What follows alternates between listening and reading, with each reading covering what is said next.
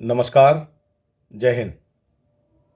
इतिहास विमर्श की इस YouTube चैनल पर एक बार फिर से आप सभी का स्वागत है। युवा साथियों, परीक्षाएं नज़दीक हैं। जनवरी और फरवरी माह परीक्षा फॉर्म भरने का समय रहेगा और मार्च और अप्रैल माह में परीक्षाएं प्रारंभ होंगी। First year, second year, final जो ईयरली मोड में विद्यार्थी परीक्षाओं में जाएंगे वो मार्च और अप्रैल महीने में उन परीक्षाओं में बैठेंगे। अभी इस समय जो पीजी क्लासेस के विद्यार्थी हैं उनके लिए सेमेस्टर सिस्टम में परीक्षा फॉर्म भरे जा रहे हैं, उनसे संबंधित तैयारी चल रही हैं। फर्स्ट सेमेस्टर की तैयारी चल रही है और ये परीक्षाएं दिसंबर महीने में होंगी और जनवरी महीने तक चलेंगी। और इसी बीच में जो सप्लीमेंट्री एग्ज़ाम है फर्स्ट ईयर, सेकेंड ईयर वगैरह के, वो भी इस बीच में ही होने हैं। तो ये यहाँ से परीक्षा का एक दौर शुरू होता है और पढ़ाई में गंभीरता का दौर भी शुरू होता है। तो अब हमें सारी चीज़ें छोड़कर एक निश्चित टाइम टेबल तय करना है जिसमें हमें पढ़ाई करनी है और परीक्षा के लिए किस तरह से अपने आप को कॉन्सेंट्रेट करना है, इस विषय पे भी मैंने 2-1 वीडियो इतिहास विमर्श में दिए हैं। आप चाहें तो इसको देख सकते हैं। आज मैं आपसे इस एपिसोड में जो चर्चा करने वाला हूँ, मैंने पिछले एपिसोड में बीए सेकेंड ईयर के कुछ ऐसे इंपॉर्टेंट क्वेश्चन बताए हैं जो आपके लिए परीक्षा उपयोगी हैं।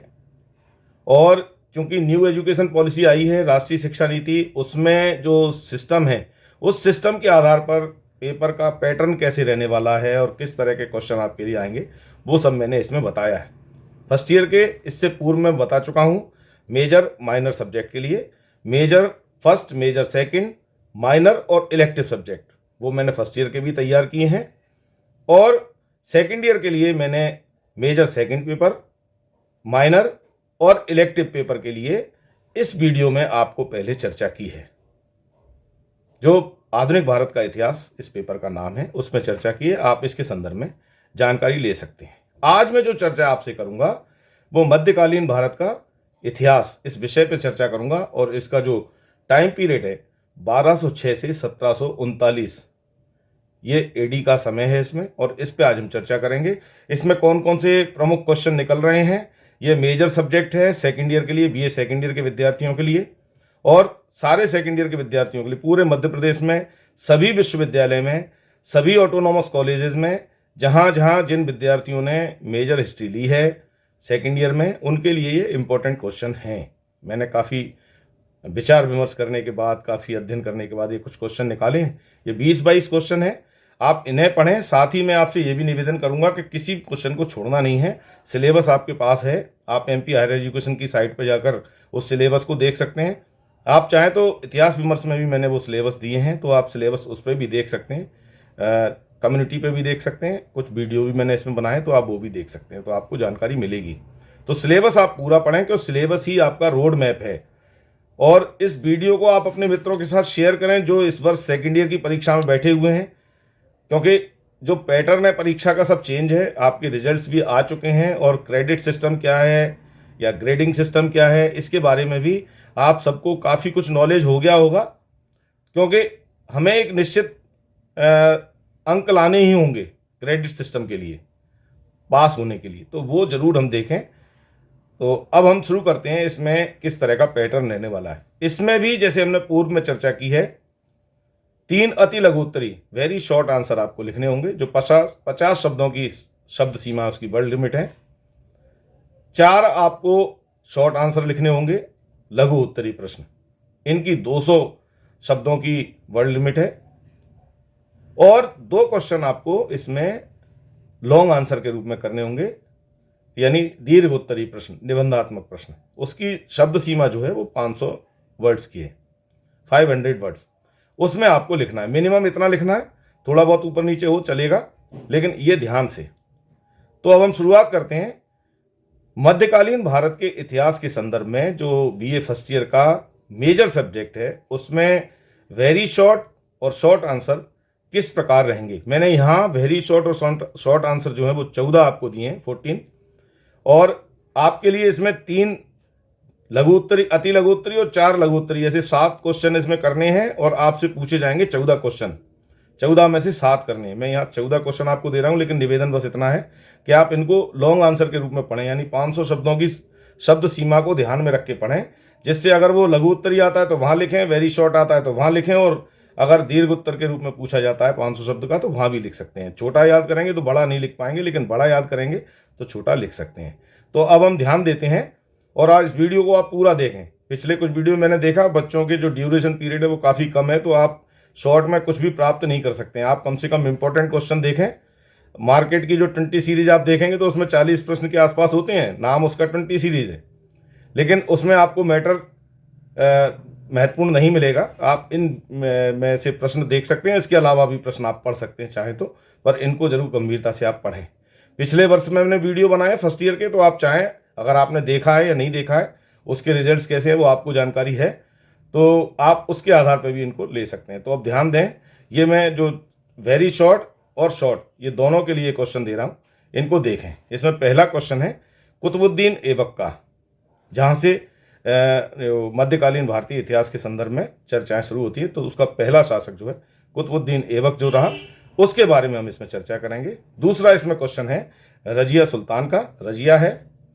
तीसरी है बहमनी साम्राज्य, तो जो बहमनी साम्राज्य था उसी तरह से विजयनगर साम्राज्य भी एक था। ये दोनों साम्राज्यों में क्या अंतर है, क्या है, तो बहमनी साम्राज्य में कौन शासक थे और उनकी कैसी प्रशासनिक व्यवस्था थी, वो सारी चर्चा इसमें हमें करनी है। अगला हम देखें चौथा क्वेश्चन कौन सा है, इसमें है राणा सांगा। राणा सांगा की उपलब्धियां इसमें बतानी है।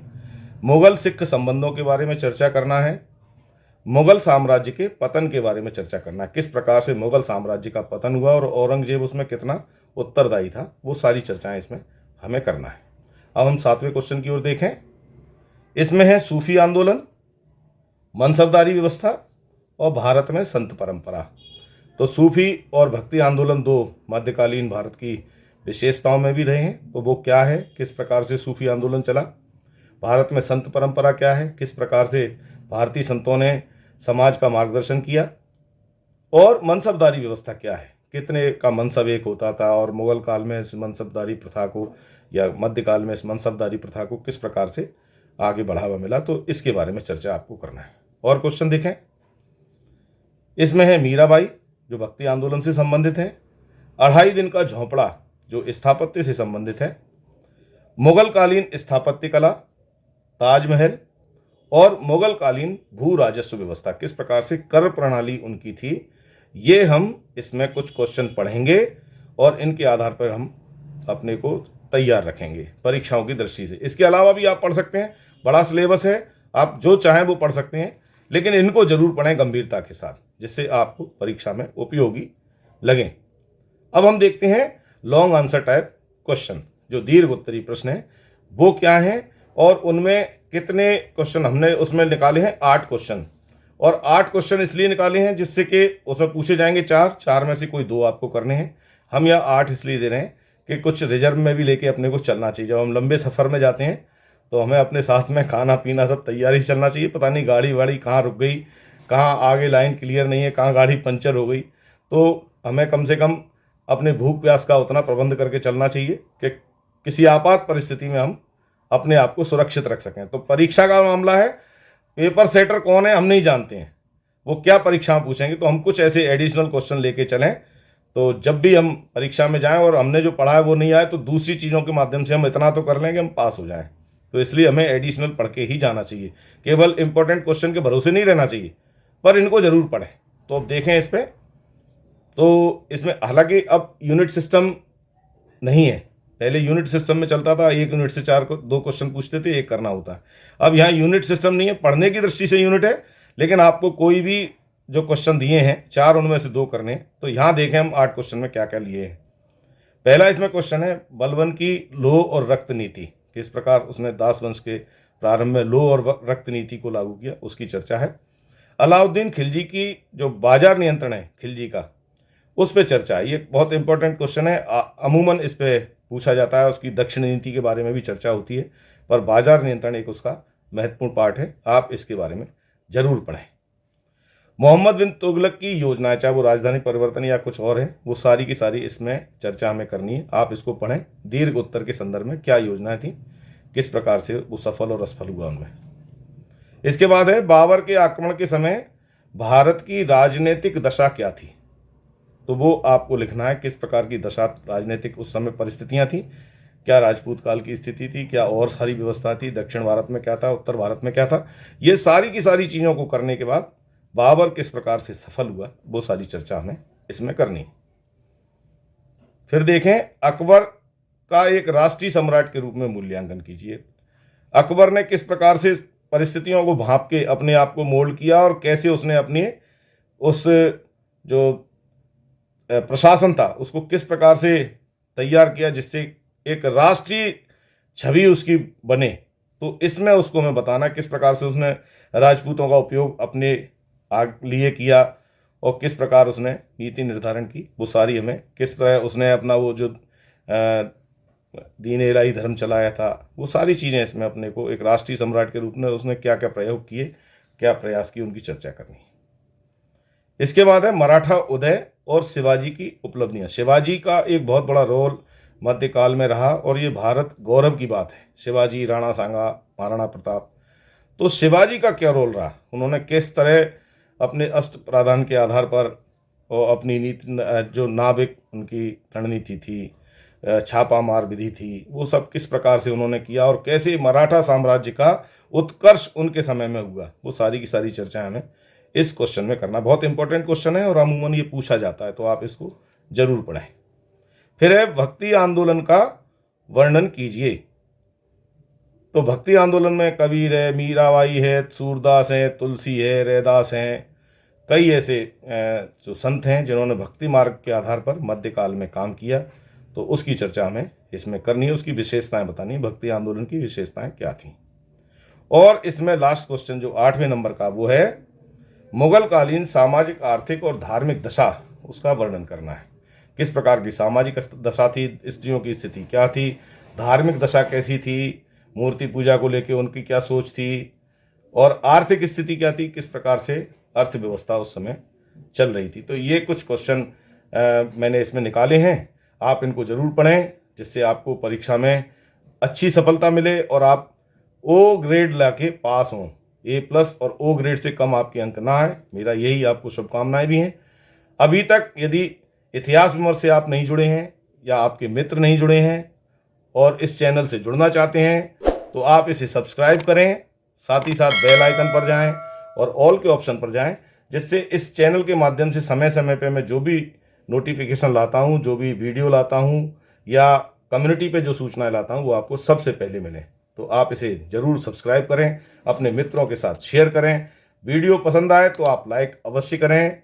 साथ ही साथ कमेंट्स बॉक्स में जाकर आप ये ज़रूर बताएं कि आपको ये वीडियो कैसा लगा और परीक्षा की दृष्टि से पहले आपने जो पढ़ा इतिहास विमर्श को देख के या मेरे माध्यम से जो जानकारी आपको दी गई वो कितनी आपके लिए उपयोगी रही, चाहे वो फील्ड प्रोजेक्ट के संबंध में हो, वोकेशनल कोर्स के संबंध में हो या अन्य विषयों के संबंध में, फाउंडेशन के संबंध में। या हाँ, एक बात और बताऊंगा, बच्चे मुझसे बार बार पूछ रहे हैं कि फाउंडेशन के लिए सीसी होंगे क्या। सीसी केवल 3 प्रमुख विषय में होंगे, मेजर, माइनर और इलेक्टिव। इसके अलावा सीसी आपको किसी में नहीं देना है, ना वोकेशनल में देना है, ना फील्ड प्रोजेक्ट में देना है, ना फाउंडेशन कोर्स में देना है। तो परेशान नहीं हो, केवल इसमें देना है, लेकिन रेगुलर प्राइवेट सभी को देना है। तो आप अपनी इसकी तैयारी रखें, रेगुलर प्राइवेट सभी को प्रोजेक्ट भी करना है और वोकेशनल कोर्स भी करना है। मैंने पिछले कई वीडियो में इस बारे में चर्चा की है, आप चाहें तो उनको भी देख सकते हैं और कमेंट्स बॉक्स में जाके आप मेरे से चर्चा कर सकते हैं, मैं उसमें भी आपको जानकारी दूंगा। तो आपने ये वीडियो देखा, आपका बहुत बहुत धन्यवाद। जय हिंद।